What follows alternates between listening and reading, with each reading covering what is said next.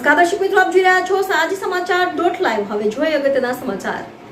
લિંબાયતમાં બુટલેગરના stand પાસે ખેલાયો ખૂની ખેલ। 19 વર્ષીય રોહન સંતોષ પાટીલની હત્યા કરવામાં આવી હતી। રિપોર્ટર નૈતિક રેશમવાળા, સાજી સમાચાર .live સુરત। દર્શક મિત્રો, સાજી સમાચાર .live ને લાઈક, શેર, સબસ્ક્રાઇબ કરો, બેલ આઇકન પ્રેસ કરો જેથી આપને નોટિફિકેશન્સ મળતી રહે। બરાબર આવા હતી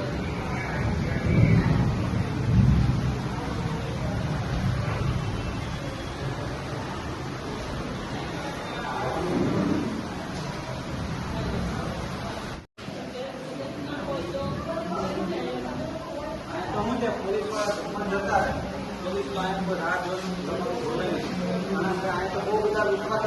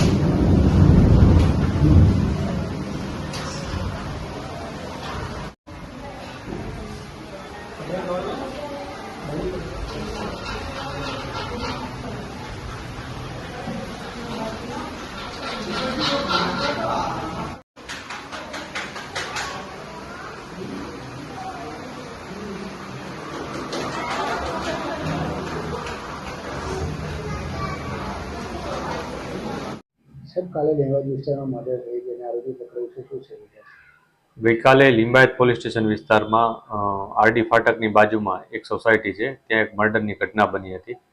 આ ઘટનામાં જે આરોપી છે દીપક પાટીલ, એની પોલીસે ધરપકડ કરી છે। આરોપીની પોતે જે ભોગ બનનાર છે એની સાથે એની મિત્રતા પણ હતી, એને એકબીજાને સારી રીતના પરિચયમાં હતા અને ભોગ બનનાર છે એ પોતાના મામાને ત્યાં આવ્યો હતો। ભોગ બનનાર પોતે ડિંડોલીના રહેવાસી છે અને પોતાના મામાને ત્યાં ગઈકાલે આવ્યો હતો સવારના પોરમાં।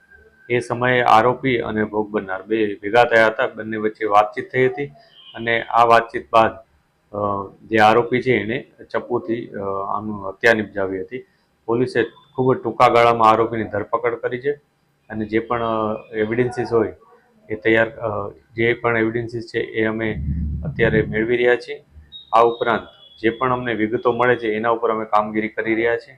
જે પણ વિટનેસ છે એના નિવેદનો પણ લઈ રહ્યા છીએ। સર, મર્ડર કરવાનું કારણ શું હતું? હાલમાં જે પોલીસ પાસે માહિતી છે એ મુજબ આ ઘટનામાં જે ભોગ બનનાર છે એની પાસે જે ભોગ બનનાર છે એ પોતે આરોપી પાસે કંઈક પૈસા માંગતો હતો।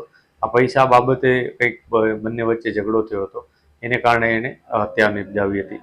આ જે પૈસા માંગતો હતો એ કોઈ કારણસર માંગતો હતો કે કોઈ અન્ય પ્રકારે માંગતો હતો, એ તમામ બાબતે અમે અત્યારે વેરીફાઈ કરી રહ્યા છીએ।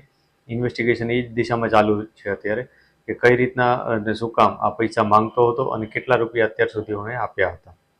સર, આરોપી શું કરે છે અને એનું કોઈ બેકગ્રાઉન્ડ છે? જે આરોપી છે એ અત્યારે 1 વર્ષથી અહીંયા રહે છે એના માસીની ત્યાં, અને એ પોતે એ પહેલાં મહારાષ્ટ્ર રહેતો હતો। એના અત્યારે જે માહિતી છે એ મુજબ જે આરોપી એક્સટર્નલ અભ્યાસ પણ કરે છે અને અહીંયા જે માર્કેટ વિસ્તાર છે એમાં અત્યારે રેગ્યુલર કામમાં જાય છે અને સમયાંતરે પરીક્ષા આપતો રહે છે, એ પ્રકારની માહિતી પોલીસને મળી છે। આરોપીને કોઈ ગુનાહિત આ બાબતે પણ અમે વેરીફાઈ કરી રહ્યા છીએ કે આરોપી કોઈ અન્ય ગુના સાથે સંકળાયેલ છે કે નહીં, અગાઉ એના વિરુદ્ધ કોઈ અરજી થઈ હતી કે નહીં, અથવા એણે પોતે કોઈ અરજી કરી હતી કે નહીં, એ બાબતે પણ અમે તપાસ કરી રહ્યા છીએ।